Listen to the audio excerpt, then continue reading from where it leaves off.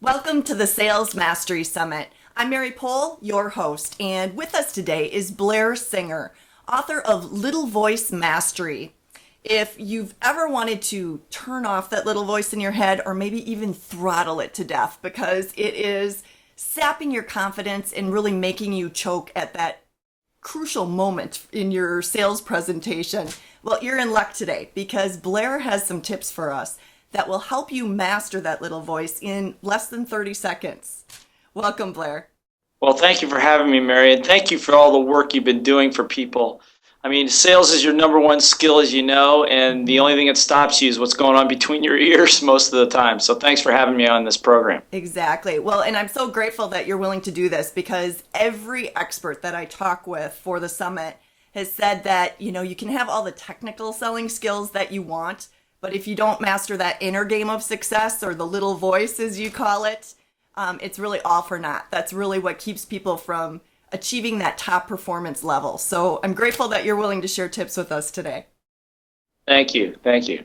I like how one of your clients phrased it. I think it's the secret weapon to unlock the champion within you. That's just a perfect way to state it.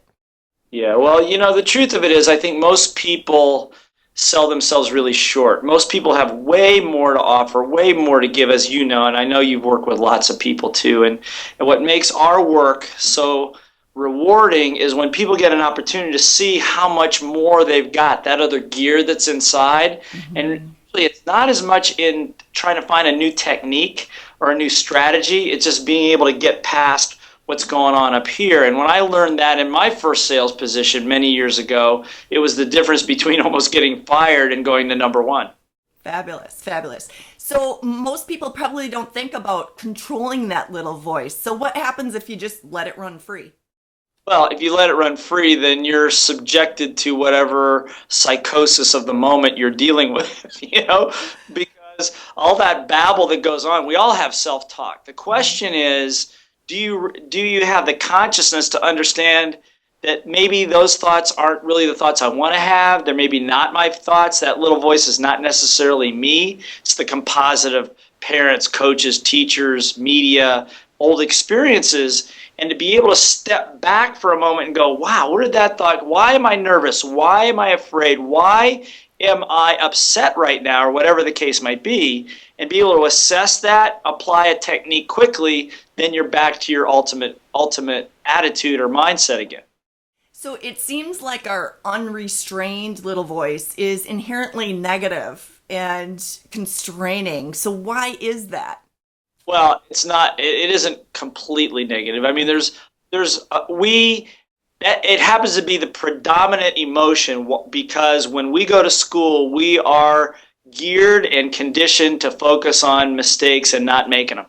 And then anytime you do something wrong, you're scolded. Anytime you mess up, you're laughed at. So what happens is through all our years of youth and school, we are primarily programmed to focus and avoid making mistakes, which, as you know, as a salesperson, is catastrophic because you've got to make a lot of mistakes. It's called test and measure. You've got to find out what works and what doesn't work, and you got to be resilient. So we're naturally programmed to focus on the negative little voices. Okay. However, there also is a little voice, like when you close a deal, when you close a deal, you know how it feels like you're going, yes, you're a legend in your own mind. You feel like you're on top of the world. You're going to knock it out of the park. That's also you.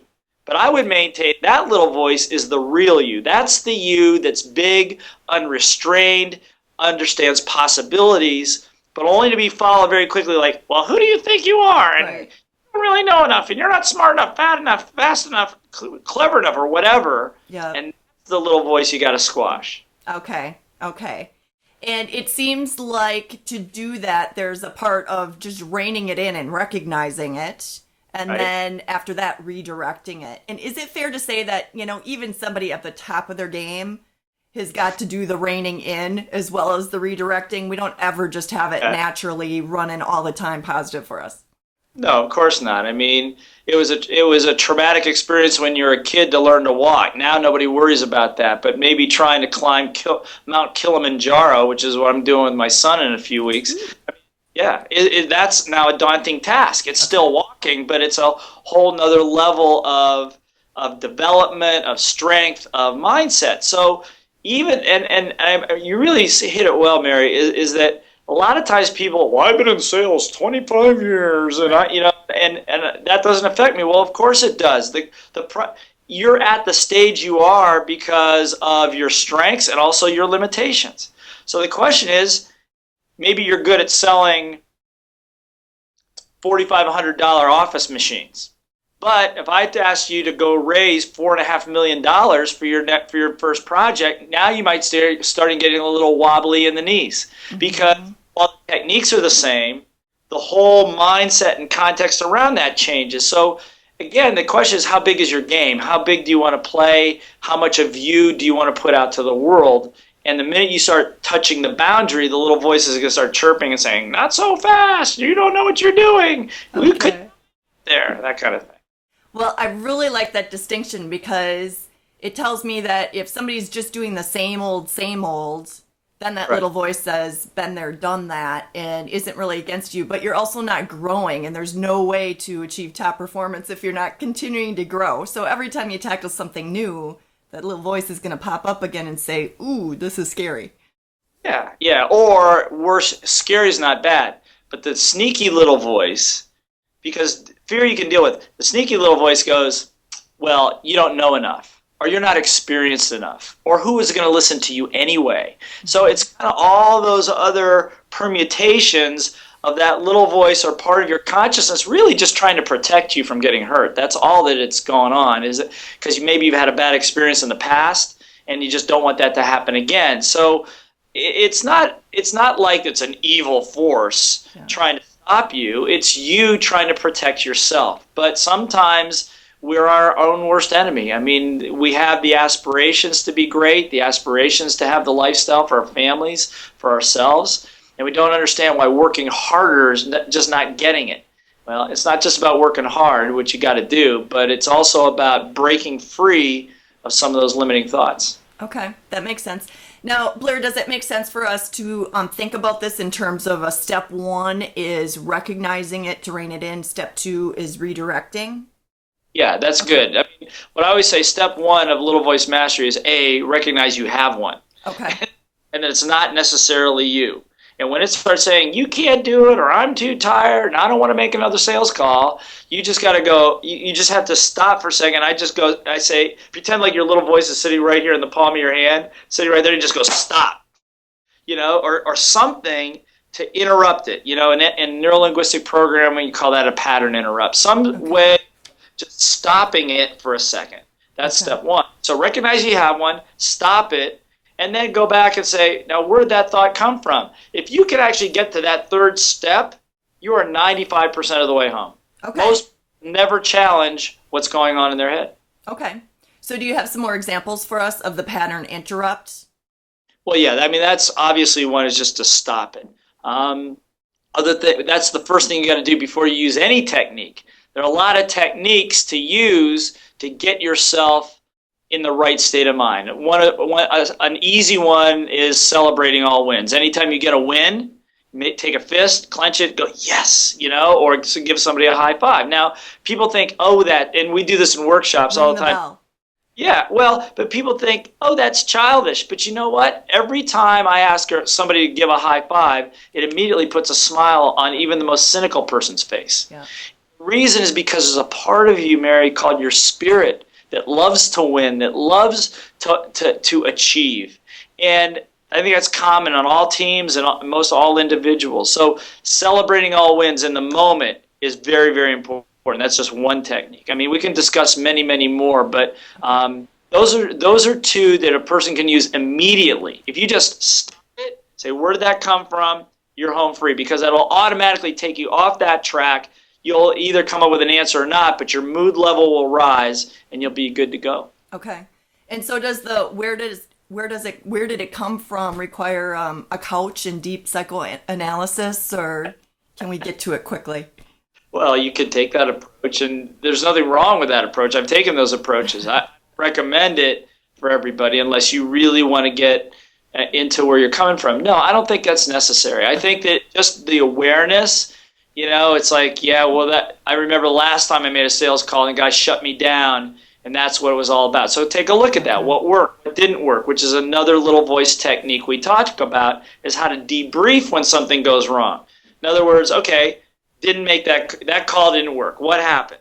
Why did that happen? What worked? What didn't work? What did I learn from that? And then move on. Not about, because here's what happens. The little voice goes, obviously, I don't know what I'm doing. Obviously, I'm not cut out for sales. And all that stuff.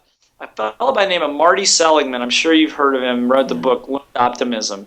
And he did a huge study that I talk about in my book, Little Voice Mastery, where he took 10,000 Metropolitan Life Insurance salespeople and analyzed what he called their explanatory style. I call it the little voice. Mm-hmm. And he found out there were people that had poor selling skills, didn't have poor product knowledge, but did about 35 to 40% better in sales because of the way they interpreted, the way their little voice looked at failure or success. And so that's what I'm saying is there are things you can do to redirect the little voice. Rather than saying, I suck, which is something you can do, you say, obviously the client was having a bad day, maybe I wasn't really prepared. But when you say I suck, that means now you've made it personal and you've taken yourself down. Very, very important to watch the language that you use with yourself. Okay. I really like that because one, instead of the opposite of ringing the bell or celebrating your win, is you kind of anchor that I'm no good at this after a lose. But what you're suggesting is by doing the debrief, instead of anchoring I'm such a loser, you're anchoring the lesson on I'm going to do this differently next time, and that's what you refer back to then. Exactly. One of my great teachers, the late Dr. Buckminster Fuller, used to say that he felt that education was all backwards. He said students, rather than being graded based upon the mistakes they make, being penalized, should be rewarded for be scored based on the number of mistakes they make and the answers they find to those mistakes, and then applying them in the real world. And that's how they should be scored, as opposed to the other way around. You're just punished for them and you're out. Yeah. You and I went to school at a time. It's not so much this way in a lot of schools, but you and I went to school at a time that in order for you to get an A, someone else had to fail. That's the way the system was set up. And so when you're in mortal combat for most of your life, you pick up certain attitudes that are not necessarily positive for making money in sales. Yeah, I often thought about that going through graduate school years ago, that the people that got A's and everything probably learned the least. That's right. That's they why knew the subject. That's right. Well, that's why my friend Robert, Robert Kiyosaki and I have been friends for many, many years, and I'm one of his Rich Dad advisors, and wrote a couple of the books myself. But he just wrote a book. That's called, if I remember, Why A Students Work for C Students, and Why B Students Work for the Government. And his whole premise was based upon that, is the fact that C students become better entrepreneurs in many cases because they can roll with the mistakes. They learn from the mistakes. It's not a big deal. A students, it's like everything is wired up and getting things perfect and right. Yeah. So the adversity happens, as it ultimately will. They're not emotionally set for it. Mary, I always tell people, sales is an emotional contact sport. Right? People that are most emotionally fit win, right? I'm sure that's your experience too. Right, exactly. So let's get into the redirect. So what other tips do you have for us that can really help us in the mastery, especially in the moment where, we got that meeting with the big whale that we worked 6 months to get this meeting with, and all pressure's on? Right. Well, that's a good one, and there's a lot of them. Confidence is partly what you're talking about, and I think that one of the things, and we were just talking about anchoring. One of the reasons for celebrating wins is because when you come up against a big deal, a big presentation, something you got to do, and your body temperature's going up 8 degrees, your sweat's going down your back, your little voice says, "Okay, don't blow it. Yeah, what are you gonna?" Yeah. All that stuff. What you have to do is re-anchor back to a positive moment, a moment when you did have a win. So, and one of our techniques is to recall a time when you were successful, or recall a time when you were loved. And there's a process we take people through, but if you just think about it for a second, where you were, what was going on, and you don't do this before the sales call, by the way. You do this as a drill.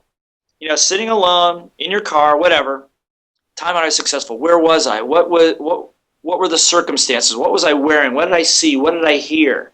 And then when you get it, you can feel it, you just take your fist and go, yes, and just re-anchor that and do that a few times. Okay, got it. Now we go to the sales call. And all of a sudden the pressure's coming up, right? Pressure's coming up and you're going, okay, call time, I'm successful, just yes, boom, that fast. Because if you've drilled it ahead of time, your brain only takes you about 10 seconds to recall it. Your mood level shifts. Now pick up the phone. Now go into the door. It's a whole different ball. It's a whole different ball game. And this was a technique Michael Jordan always used playing basketball before taking the last shot of the game. He said, I would just remember. He used to remember back when he was playing for University of North Carolina, took the last shot in the NCAA finals, sunk it. Crowd goes crazy, you know. And he goes, I can still remember that moment. And he goes, just when I have the last shot of the game, I just recall it for a second, and I get a big smile on my face, and I know I can do it again. Boom. Now that's called anchoring from a win of the past. Okay. And every single person listening and watching right now has them. Even if their little voice just goes, well, I never really had a big win. Shut up. Of course you have. You know, and even if it was just the birth of your own children, whatever it is, and that will take you to the next level. Okay. So how does that help you then master the moment? Well, it masters the moment because it shifts your mood level. We always say two people come together in a selling situation, person with highest energy generally wins. Okay? If your mood level's high, really your job in sales, you know this for sure, is your job, if I'm selling to you, my job is to get your mood level high, at least as high as mine, if not higher. At that point, then you're going to be more receptive. Okay. So anchoring the win, your mood level comes up, you're optimistic, your energy's good, and your fears go away. At that point, you're able to engage. Okay, that makes sense. And to engage at a level that's authentic, which is another piece. I mean, to be really you. That's another whole piece that a lot of times people in sales forget about. They're trying to put on the show and be interesting rather than being interested, right? You know, and right. Be you. Be real, because that's what ultimately people buy, in my experience. Okay. So what's another mastery technique if you're sitting at the boardroom table and you've got the whole fleet of C, titles there with you, and they're kind of cantankerous and abrasive, and you need to, keep your cool and hold your own and actually win them over? What's another technique that we could use? Well, there's a couple techniques in that case, and it has, again, a lot of this is preparation. So, again, come back to confidence. There's two pieces here. Confidence is one thing. You got to have the presence to be able to hold your confidence level high. And we've talked about that. There's some other techniques, modeling techniques, repetition techniques. Kiyosaki and I, for example, we used to lock ourselves in a room every Thursday night for like 3 years with a dozen other people, take turns going to the front of the room and just hammer each other with objections in front of other people. I mean, again and again, and be nasty. I mean, you can imagine after a while they could get nasty. And it was like you had to keep your cool. And if your emotion came up, everybody go, flunk, do it again. Flunk, do it again, until we got it. And then it was a big celebration.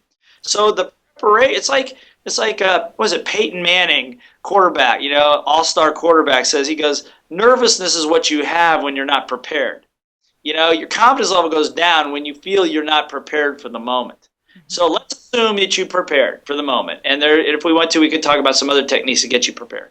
But now you're in there, and there's this cantankerous group. One of the techniques is taught to me, it's called as-ising. In other words, telling it as it is. Now, this isn't as much a little voice technique as it is a selling and a group think technique. If you sense that it's not going well and it's all awry, just stop, take a time out, and say, excuse me, before we go any further, it just feels to me like there's a lot of adversity in the room right now. like people are just not getting this. It's not, that there's some upset. And before I go any further, I just want to know what that's all about and just start asking questions. And then they'll voice this and then that. And you just got to be present, listen, take notes. Okay, good. So how can I handle all that for you? See, because what most people are trying to do when that comes up, they're trying to power over it. Right. Or take it personally. Yeah. Just get interested. Just get interested. That's kind of interesting. Where's all that coming from? And just pretend. I used to say there used to be an old show on TV called Columbo. And he was the old detective, he says, excuse me, I'm not that smart, but you mind if I ask you a few questions? And just take on the role of asking, playing dumb for a while until you surface it. Normally when people surface their upset, then they get interested. They go, okay, great, so now how can you help us with all this? Boom, now you're back in the game again. Yeah, and it does tend to flip people into their best self because they feel like you're paying attention to them. Exactly. And nobody wants to be seen really as being cantankerous and resistive. And they say, I feel that there's a lot of resistance to this change. This is what you guys want to do. Can somebody fill me in on what's going on here? And at that point, anybody that was sleeping will be wide awake now. And they'll be going, well, wait, it's not quite that. And you may learn a lot of things in the process. Right, exactly. Back to your repetition example, that seems like the ultimate sales training to me, that you could practice worst case scenarios with your colleagues. So you get into a meeting and you think, is that all you have? You've already practiced the worst. Exactly, because this is you're saying if your little voice is going, I hope they don't object to price. Guess what's going to come up in the first 2 minutes? Yeah. Price, right? So what happens is you just hammer it to this day. When Robert's going to go on TV, or I'm going to go on TV, or he's got a big presentation, I'll be over at his house or my house, and we'll just sit there and jab each other for about 5-10 minutes just to practice. And sometimes he does it in front of 5,000 or 6,000 people, which is kind of a little bit weird. But you know what I'm saying? Yeah. But it's so much a part of.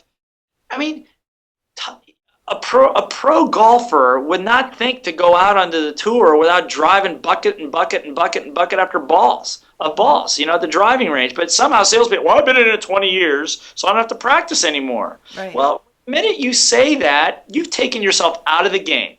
And that's why I say young people coming in today, you don't ever be intimidated by somebody that's been in it 20 years. Because your energy, remember, highest energy wins. That's all you got to know. And typically, I've been in it 20 years, their energy's going down, your energy's coming up. You're sitting in the driver's seat, not them. Exactly.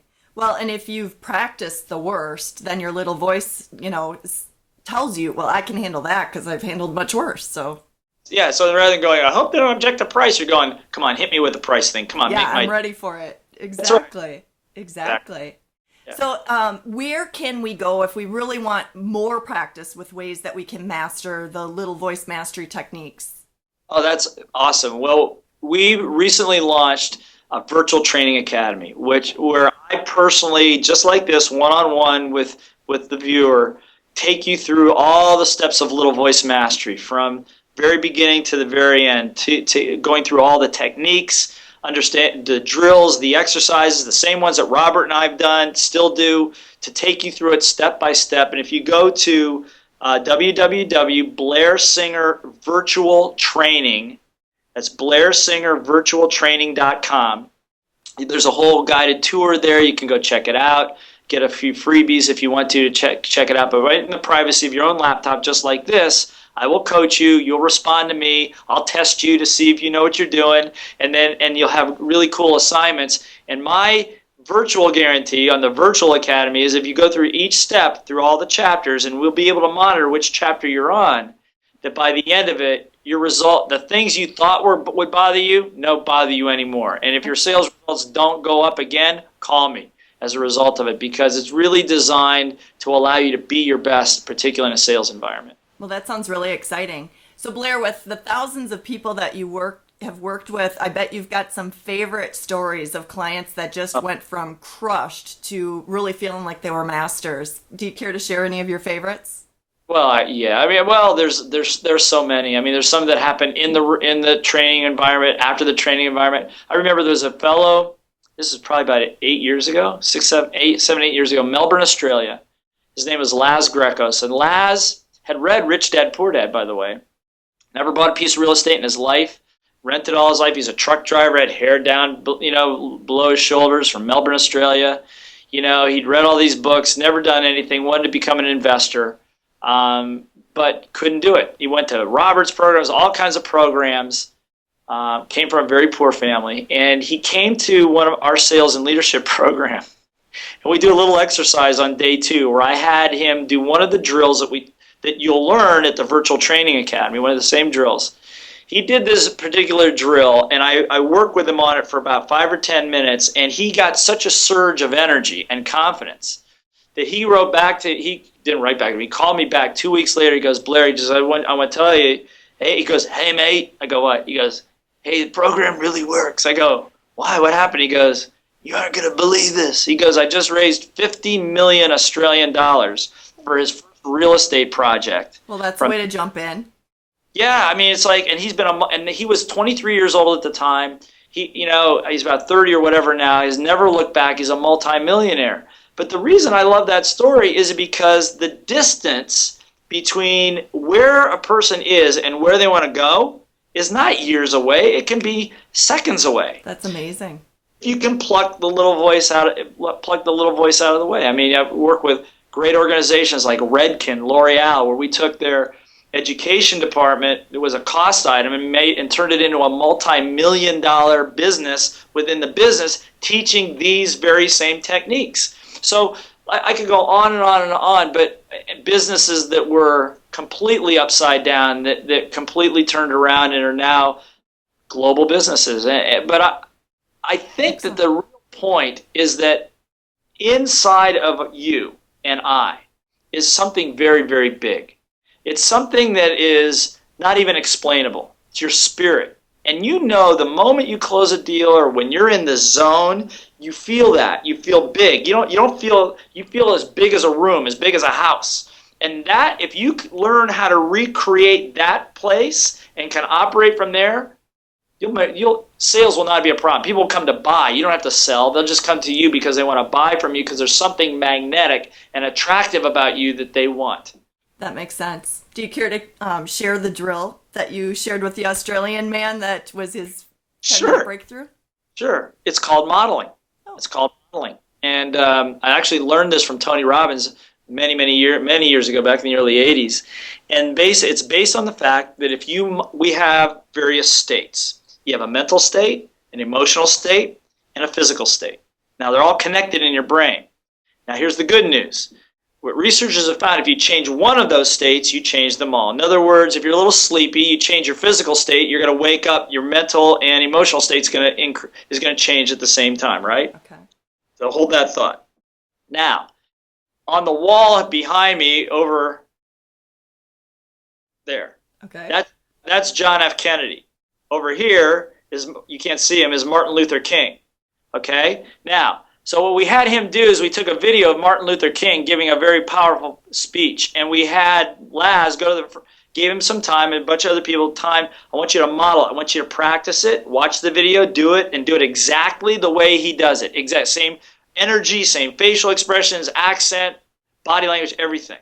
And I drill with him, and I said, no, again, no, change this, again, and it was, I think it was King's final speech where he says, so I'm happy tonight. I'm not worried about anything. I'm not fearing any man. Mine eyes have seen the glory, etc. And when I got him to really explode with it the same way King did, all of a sudden he was standing there. He goes, oh my, I've never felt like this before. Because what he was doing by modeling the physical, he actually modeled the emotional and the mental thoughts that King was going through. Now, this is a very, very powerful technique. Actors do this all the time when they take on a role of a character. They study it, and they actually embody it. Now, once you uncork that energy, now anytime the fear comes up, it happens to me too. I'll be in front of, I got 4,000 people in a room. I'm not feeling good.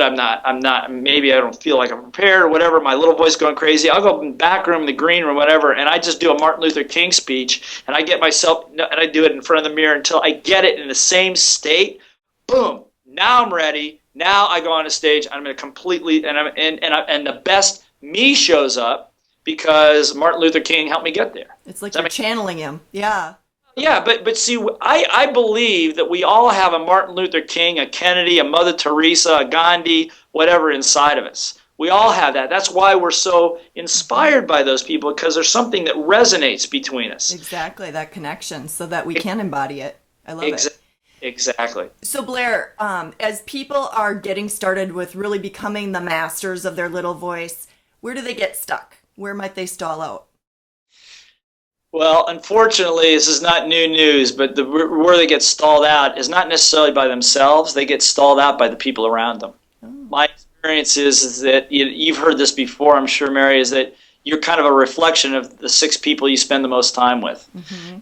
Family is one. Napoleon Hill said it really well in one of his early books. He says, sometimes the fastest way to change your life sometimes is to change your friends. Mm-hmm. Because your friends, your context or your environment supports you in being who you are right now. And the minute a person begins to rise up and get bigger, that becomes a challenge to other people around them. They say, you're not smart enough. Why do you want to do that? That's too risky. You're too relentless.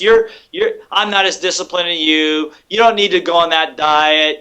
Just have another piece of chocolate cake, whatever the case is, right? And so what happens, you can be if you're going to be high performance in our business, the business of selling, the business of commerce, the business of teaching, you have got to, that's a very high performance business if you're going to make money.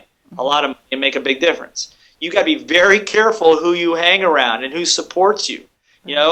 I know that I hang around people say, what's it like to hang around Kiyosaki? What's it like to hang around Harv Eker? Because these guys are my friends. And they're going, it's terrible.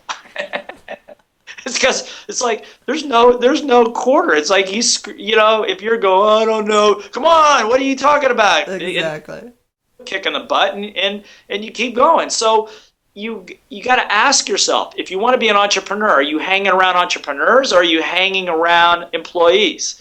If you want to be high performance and have a really fit, awesome body and feel really healthy, who are you hanging around with? Are you hanging around with people who are drinking a gallon of soda every day? Or are you hanging around with people that are really concerned about their health? And I think that my experience, I've seen people come into my programs, I'm sure you have too, they were superstars. But something happens when they leave that context and go into another context, another environment that doesn't support that behavior. Maybe not aggressively non-supportive, but very subtly, but still very powerfully does not support the new behavior. That's, in my mind, that's the biggest stumbling block. Okay, so that's a really important point is as you start achieving more success, as you master your little voice, own it and don't let other people take it away from you because they don't know you as that person yet. Exactly. And I'm not saying you got to ditch your family and ditch your friends. I'm just saying, love them, but move on a little bit. Yeah. Hanging around with people that are also, for example, let's say you and I want to do this drill. We were talking about it, or several of these drills, and we want to get together, and somebody go, I don't want to do that. Fine. You and I and 3 other people will do it, and those other 12 people don't want to do it. That's fine. Mm-hmm. I'm not here trying to change the world. I want to get better, and I want to hang around with people that want to also get better. Exactly. Blair, do you have any final words of advice to help our viewers become more successful right now? Well, I think the biggest word is kind of the word I started with, and that is never doubt how big you are. Most people have I'm not saying I'm clairvoyant. I'm not saying I'm not smart. It's just I've worked with so many thousands of people over the years and over 15 countries, and what most people have no idea what they're capable of. In some programs, we've had people go out and a group of 25 people in last sales and leadership program, 4 days, did $4.4 million in sales in their own businesses, 4 days. These people were in tears. I never thought I could do that. Well, I knew you could do it because I've seen it happen. And so the final thought is not, I don't like the word hope, but to understand that inside of you is a very, very big person. And the only stumbling block is a little voice that sits in here holding you in check for one reason or another. And if you can just learn 1 or 2 techniques and master them and work those, you're going to see a very noticeable difference in the way you view the world and the way the world views you. That is a perfect message to leave us with. find that big person within all of us. I love it. Thank you. Thanks so much, Blair. Well, thank you for having me, and thank you for doing this for so many people. Like I said, sales is an emotional contact sport, and you've offered great service to many people that otherwise would be wandering around in a dark room out there. So thanks for doing it. Well, I appreciate that. And also thank you to our viewers for tuning in and investing in your own success. The Sales Mastery Summit is here to help you never stop learning from the best. Take care.